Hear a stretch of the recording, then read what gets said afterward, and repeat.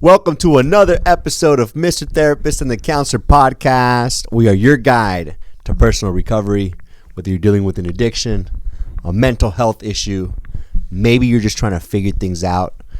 We are here to demystify the process of therapy, and we are the best mental health and recovery podcast.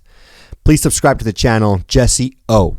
This week we talk about the term Nepo Baby. We also talk about the concept of Nepotism. If you find some value, please subscribe. Here we go.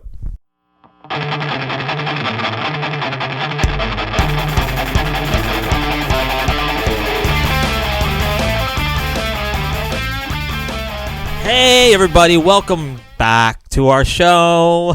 That was good. I know we're on. So I just thought I caught you mid coffee, so I was like, let's just make it happen right now. Go with it. Do you usually start things off? I don't know. Okay, it doesn't matter. So. What's new, man? What's going on, Manny? Is that the end of the question? Yeah, I think that's all I have. I want to hold my mic like you, bro. I feel like you were singing. So cool. Oh, thanks, man. It's just years and years of the rock and roll performing. So cool. You were singing a lot of DMX coming into the office today. Oh, dude, I was. Yeah. Where the hood at? Do you have any guilty pleasures when it comes to like maybe music? Singing. Huh? Singing. Just feel guilty about singing. That's a skill. I don't know. I feel like I'm really good, yeah. But then my wife and my family tell me I suck. You got so much bass in that voice, man. I know. I just don't know how to use it. I got to channel it. But guilty pleasures and music. Isn't guilty pleasures usually? I guess a guilty pleasure could be in anything, like right? Something you don't want people to know you listen to, but you do listen to. Yeah. Even though I heard Dave Grohl, drummer for Nirvana and from the Foo Fighters, said like, you shouldn't have guilty pleasures. If you like it, you should just enjoy it. Don't feel guilt about it. Yeah. I mean, that's the goal of everything, right? It's like try not to... Unless your guilty pleasure is murder.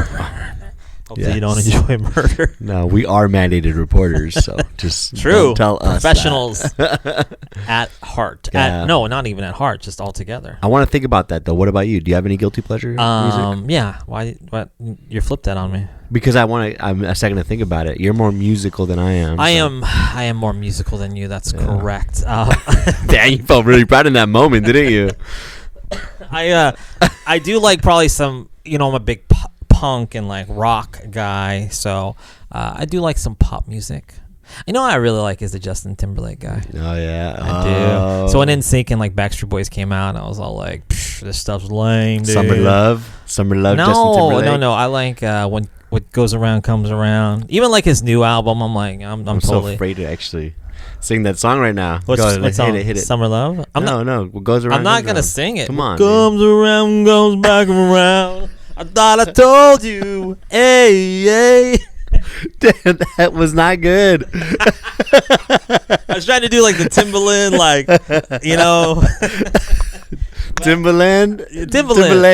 Timberland, though. He's produced. He produces Timberlake. But that's how.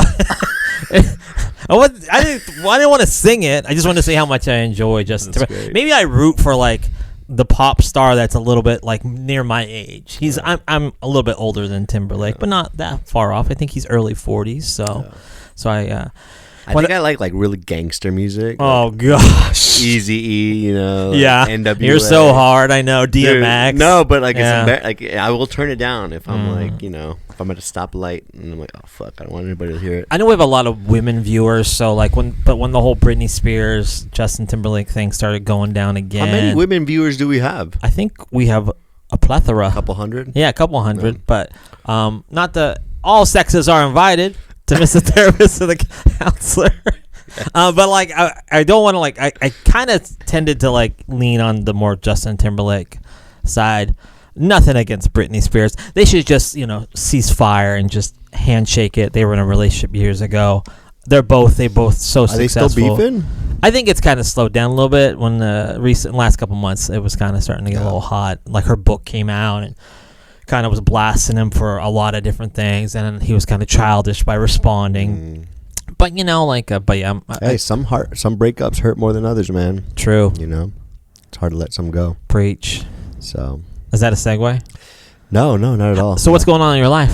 What's going on in my life? I just came back from my daughter's soccer game. Yeah.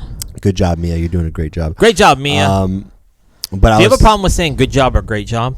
Did we talk about this already? Okay. No. All right. Great job, Mia. I have a problem with saying good job. You guys should try harder next time. You have a problem with saying nice things to your child? No, but in reality, like, so I was watching my daughter, just like her fourth game, and like I'm very competitive, and there's like just my blood boils when like Mia's not like the star of the team, even though we're not supposed to keep score or anything right at this age.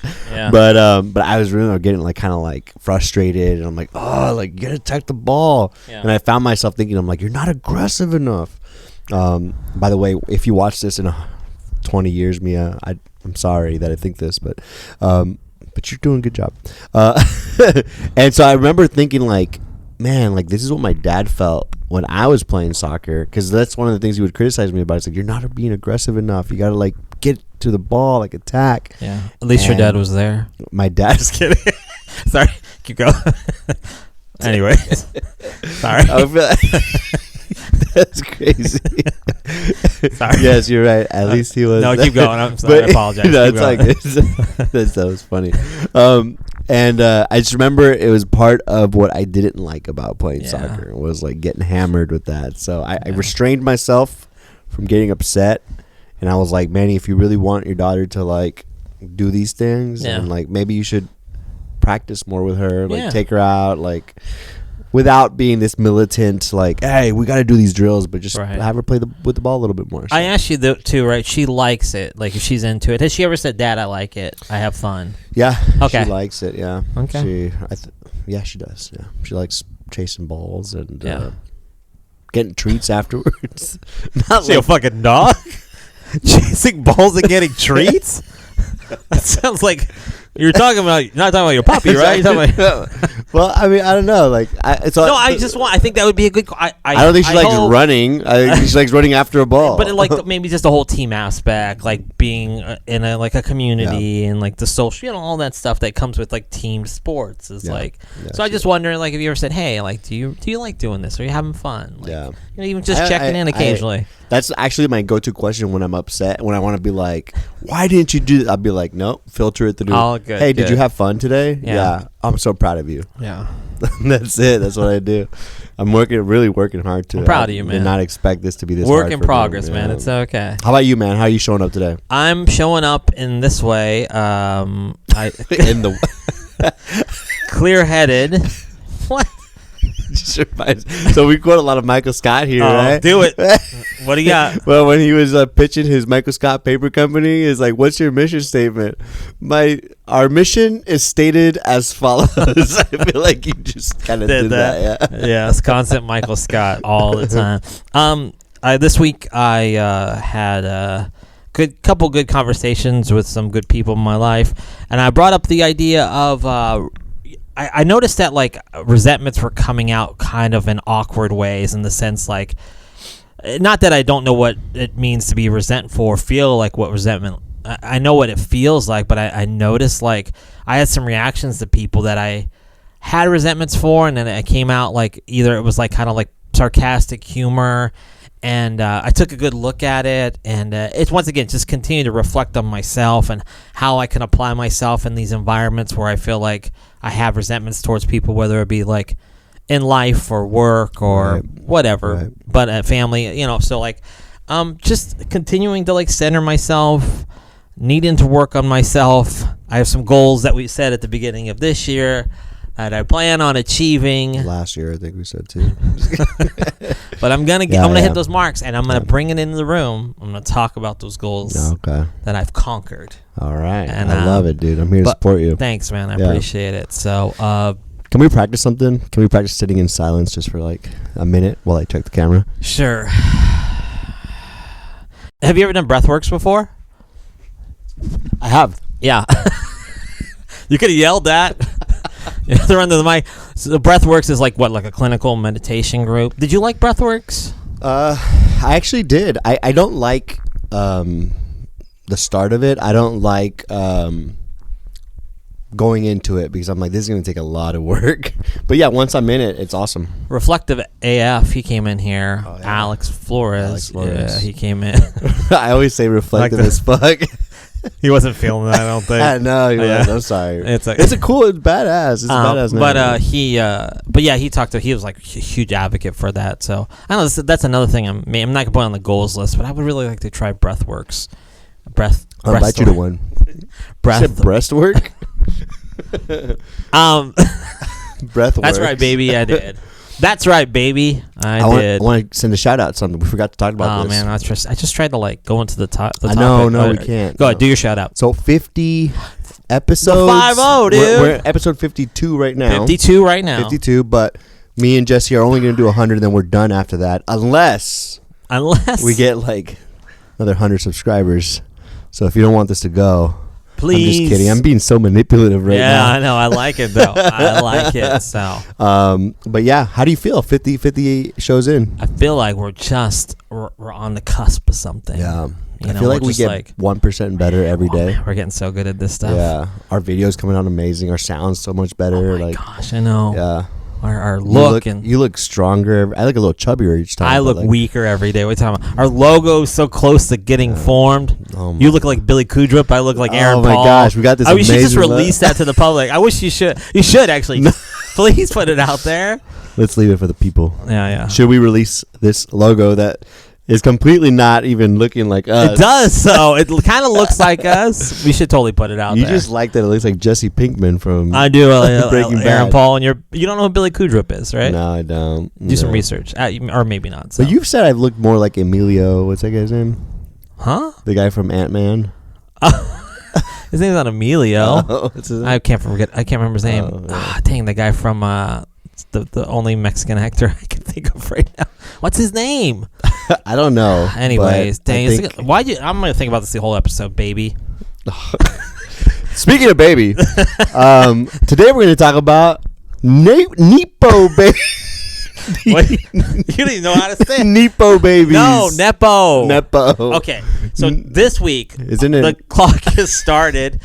This week we're going to talk about Mr. Therapist and the Counselor podcast. We're going to talk about nepotism. 10 out of 10 transition there, bud. Nepo? Nepo. Just because I said breastwork says you Nepo babies. It's your attempt to like Nepo. counter breast me or something. Dude, I'm sorry. I speak Spanish. So a while ago, I think a couple years ago, I heard the term Nepo baby. Do you know what a Nepo baby is? I know that Nepo is a Latin word for nephew. And so, I swear to God, that's true. Oh, yeah, really? Yeah, it's like Okay. Snoop Dogg going around saying, "What's up, nephew?" Got it. Right? No, but like, so no, I'm sure you're correct on that. Thank you I'm for that. 100% correct. You on are. that. Thank you. I'm a licensed marriage. Yes. But the concept of a Nepo baby, so nepotism is, what's the definition of nepotism? Since you have a keyboard. I don't have this here. You want iPad? But I could try to say it. Nepotism is like favoritism towards family members, right?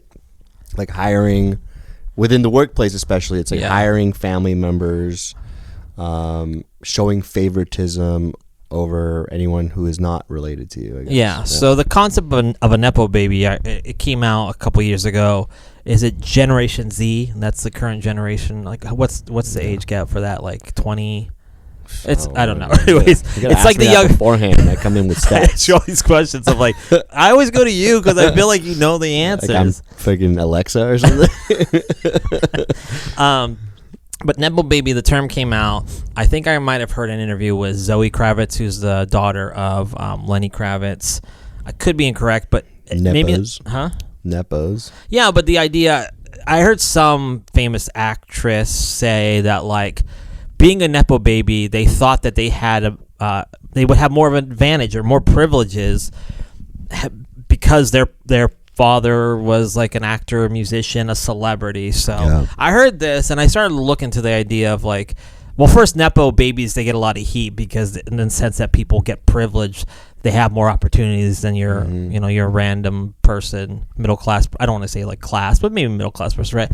You asked me before we even started on the subject was like, do I have a personal like? I feel like you do, bro. I don't actually. I feel like you hate Nepo babies. No, I think at one point in time, probably more like, when I was doing the whole music thing and played in a band, it bummed out because I knew that like if you knew somebody, like this would get you to where you needed to be, but I wasn't like the son of like Mick Jagger or something like that, so I wasn't gonna get like certain privileges. You just have to work towards it, right? And no, I have nothing against people. I realize that if you're in a place, if you're born into like a famous family or a rich family, like you might get more opportunities like the guy who's born to the dude who works at Home Depot. So it's just like I have no really negative about it. I realize that's just kind of how society works, right? But yeah, so but don't you think that like people who are born into like rich families or families with a big legacy, there's like a lot of mental health problems like that people can encounter. Yeah, because things are like a lot easier, right? And so I feel like there's almost this existential like crisis that could happen from that, right? Of like a loss of meaning, like it, especially if you don't feel like you have to work very hard for things. Right. And maybe when somebody does experience some hardships, it might be challenging. More challenging in the sense because I don't want to say people are handing things on like a silver platter, but like they don't know hard times, kind of like maybe your average person would. Yeah. So, but yeah, so nepotism, I mean, I think it's something that's will always continue in some form, whether it be the workplace. Do you think it's a bad thing? No, like I said, I was saying no. I don't think nepotism is a bad thing. I'm sure. And why is the answer yes? Huh? Do you think it's a bad thing, and why is the answer yes? I'm just kidding. I'm cornering you. I have nothing against people. Nepotism, it's just that's how the world works. Yeah. I was telling you before but nepotism is different than like connections, right? Yes. Okay. Oh yeah. Because you're saying that's how the world works. I'm like. Okay, so we know people, right? So we get people on the show because we know people. But I think it is different connections. So if my dad was like I don't know, I mentioned like my dad was Brad Pitt, I mean, I'm going to get like better opportunities, wouldn't you say?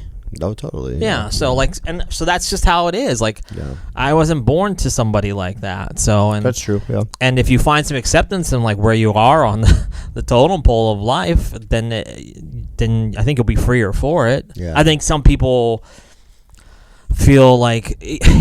I think the reality of society is that like a lot of times though underprivileged probably get perceived a certain way or get grouped into a certain space and that can be tough to overcome mental health wise. Yeah. I could see even like let's say if you are labeled an addict, I think that there could be hardships with that. I mean, I remember it's not something we like. I mean, at first I didn't really want to like out myself and share with people like that's what I was, or even especially if you're struggling and you're not like sober, you're gonna be like, yeah, I'm addicted to all this stuff. Like you probably get grouped into a certain like, social aspect. There's a label placed on you, and that sucks. That's hard to overcome. Sure. I mean, my sister, she's a chef, successful chef. She was on a reality show. She's got a great reputation in the South. She has tattoos, and she had one person, a lady, she told me this years ago, didn't want to eat her food because she had tattoos. Wow.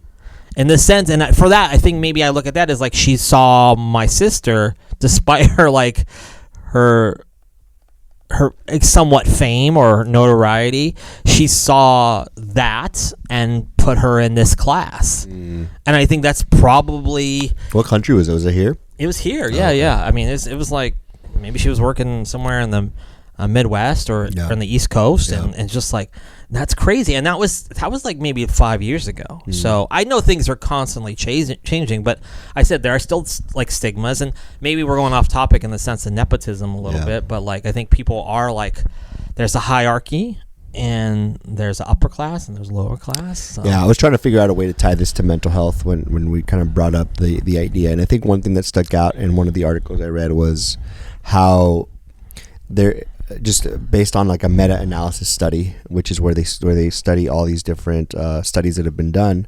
they found that like lower social economic people who are maybe raised with more poverty, they almost see nepotism as oppressive a little bit, right? Like the opportunities are being taken away from them because maybe owners of businesses or people who are holding higher positions are choosing family members, or even favoritism was actually grouped into the study over them, and so it puts them at a lower disadvantage. And so I'm like, okay, that could be really stressful for someone. And I think that goes into talking about the worldview of like, like, oh, I'm feeling, disadvantaged because, these people know each other. He got the job over me. And so that can put someone into a negative headspace for sure. I think that it could be I can easily get like negatively affected by nepotism. Like, it just depends on the situation. If I had a job interview and I knew the person like was interviewing was like, their cousin worked in management and I was more skilled or just more appropriate. Yeah. At least from my perspective, right? But like, and that person got the job over me, sure, I'd be like, I'd be a little bit negative on nepotism.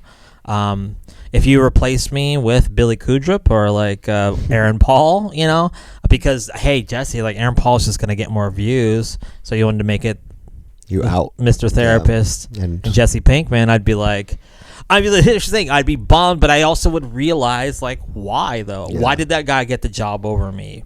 It wasn't because he was, had more skills or whatever. Like he just knew somebody, and it sucks sometimes when that happens. When people just get, they get an opportunity over me because of who they know. But like I said, once again, just accepting like that's life, and it doesn't mean you can't overcome it. It doesn't mean you can't create new opportunities for yourself. But people get stuck in a really negative headspace when they feel like there's a disadvantage like that. They almost feel like they can't overcome it. Yeah. I think like, have you ever experienced anything like either nepotism or favoritism in the workplace at all? I believe I have. Yeah. I get a sense sometimes. I could be reading the room wrong, but I think I have good instincts when I know when, like, okay, I could see the favoritism with this person. So, could you describe just the scenario? I don't know if it comes to mind or anything, but like, is it like management having favoritism over like another employee at your level? Well, I think that sometimes, some like corporations want you to fall in line. Okay. Like, this is how we want a person to be. Not too long ago, we worked in a place where we talked about how this person is a safe hire. Why was that person a safe hire? Because they're going to toe the line. They're going to do exactly what the management style for the company, what they want it to be. Yeah. And in some ways, and maybe this is a little, it's fine. It's me being outspoken. I feel like if you have too much personality in that position, you're not going to fit the mold. Yeah. We want you to be a copy of a copy of a copy. Do you think that's, is there some advantages to that though? To being boring as fuck. Yeah, that to a manager, not having an opinion, to a corporate, yes, it is. There are some advantages. Of course, there is. No, I guess what I'm saying, because I'll share with you what I'm reacting to here. Okay. I almost feel like if I'm a company and I've created a company. What's the name of your company? My company is called. I don't know, Palos Verdes or something. Dos Romeros. Dos Romeros. Okay. And I created this company from the bottom up, and like I would probably want it to run a certain way. So yeah, I'd probably want people to fall. That's such a strong word, fall in line. But it's the truth, though. How about this? I'd want people to buy into the culture. Is the HR department around right now? Go ahead, you can say it. I want people to buy into the culture. Like, I don't want them to fall in line. I want to hear their opinions. Okay. I want to hear like their feedback. But I wanted to buy into what we're doing because it's already pre-established. Yeah. And you got hired on. You didn't build this, unfortunately. I wish you would have, but you found us later on when we were hiring. And now that we are hiring, we've built something cool. And if I like it, I want you to buy into the culture. But I think the way that I'm hearing you say it is like from someone on the outside, maybe who doesn't fit the culture, is like, I don't want to fall in line to this. And I think that's okay. God, I think listen to way too much Elon Musk these days, I'm telling you. Just kidding. What do you think? What are you reacting to with that, though? Yeah. But I think that's the thing, though. Listen, if it's your company and that's what you want, then yeah, for sure. I mean, like, I totally get it. And it's okay. Yeah. It doesn't mean I can't. You're so mad right now. No, I'm not. It's fine. No, it's okay. But like sometimes I guess maybe just we work in cultures that we really don't want to be a part of. But it's kind of like we do things just to get by. Yeah. But at the same time, I hope that anybody that's listening out there, sometimes we got to do things in life just to get by. We just kind of have to suck it up and deal with our what's it put in front of us. So depressing. No, dude. it's not. But what I'm going to say is this. I hope that you seek out what you really want in life, because there comes a point in time where you got to go for it. Yeah, don't just get by. No, but sometimes you can. You just got to eat the chicken shit and swallow. Chicken salad. I don't agree with you. I mean, you don't agree what are you with talking about right You've now? never worked a job where you're like, hey, I don't like this job, Oh, okay. but I got a kid. I understand what you're saying. Yeah. I was ready to go. yeah, but I don't think that's like eating the shit. It's like, okay. It is, though. It's like, all right, let me prepare to get ready to do my own thing. I guess it's your own perspective on it, but Yeah. if you're just like, this culture stinks, I don't... Okay, we've worked in unethical places, have we not? Yes. Okay. All right, so, and you see stuff going around you, Yeah. and there's probably been... I know there was times where I was like, dude, I can't be a part of this anymore. But common sense shows up and goes, Yeah. don't make an impulsive decision. I like that. Yeah. Okay. Yeah, because I was totally because the way I took what you were saying was like, sometimes you just gotta do it. Just like stop complaining and do it. And I'm like, no, like if you don't like a place, like get the hell out of there. That's what I'm saying. So, hey, with nepotism, do you feel like there's a sense of maybe, because there could be, I mean, there's nepotism in family dynamics or no? I mean, let's I say don't think. I think nepotism is related to workplace. Right. Let's say that there's a family business. Family though, business. right? Yeah, for sure. Okay. Yeah. And maybe I don't know. I guess maybe family. I think nepotism can affect family cultures in some ways when you have like there is favoritism, like you have maybe a favorite kid, or feel like this kid is best accustomed to take over this job, but maybe somebody has like two. Like say you have 3 sons, and you're like, I know that my middle son is probably the best equipped to take over this job, but it's a family business. Right. Maybe you have traditional values. It's like got to be the oldest son. Yeah, or something maybe like that. I said middle son just because I don't know why. I just want to throw a curveball, but that's okay. But I do, because I think even in family businesses, like you know, in family businesses, if you have like a really small business and you have an owner and they have employees and maybe like they have, I'm thinking of a specific business that I don't want to shout out. So I'm going to say that. So like, let's say there is a family restaurant, right? And Los Pollos Hermanos. Los Pollos Hermanos restaurant. Los Pollos Romeros. Hermanos. I'm like, why am I giving this like if I don't speak Spanish, you know, Los Pollos Hermanos. You sound so Orange County there. I know. But I'd say there's this family restaurant, and the owner, you know, saw that some of the employees are making their own dishes, and like they don't wash their own dish, and it's kind of getting in. It's causing conflict within the work culture, right? Yeah. So maybe the owner says, you know what? From now on, you can only eat during your lunchtime. If you want to make something, you got to make it for yourself, unless you're going to pay for it and order it. And you got to wash your own dish and clean your own station if you're going to do that. Yeah. Let's say that they've established that precedent, and it's going well. But then maybe the owner's son comes in and does his own thing. You know, goes in back, cooks his thing, leaves the dishes. As an employee, you have a choice to make there, right? And so like, this is where nepotism can kind of get in the way of work culture a little bit. Yeah. Of like, man, do I say something, or do I like, because it's the owner's son, like I can't really say anything even though they don't work here. Yeah. Like I gotta maybe wash their dish and just like keep my mouth shut, you know? Yeah. So that kind of I don't know why I even got into talking about that, but that's sort of like a situation where Because it's a business, you know, and you want to talk some shit about. Yeah. You know, it's a little off topic, but it was your question though of like, have you ever like, how do you think it could impact in families? Yeah, you make sense, dude. Don't worry about it. I'm just messing with you.